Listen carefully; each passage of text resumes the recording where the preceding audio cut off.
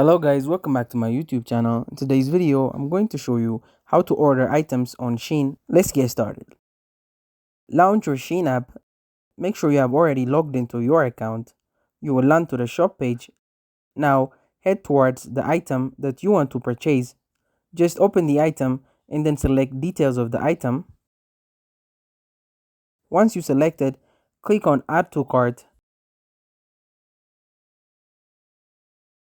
After you are done with selecting the items, at the top right corner, you will find the cart icon. Click on it.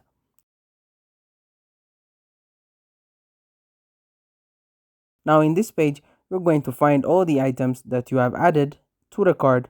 From here, you can select the item that you want to place, order. Once you are done, click on checkout. Now first you have to select your shipping address and then shipping method. Like with scroll down, you have to select your payment method.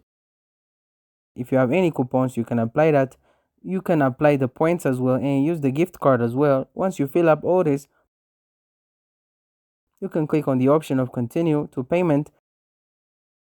With that, your order will be placed. So that's it. Thank you guys for watching this video. If this video was helpful, don't forget to like and subscribe to my YouTube channel.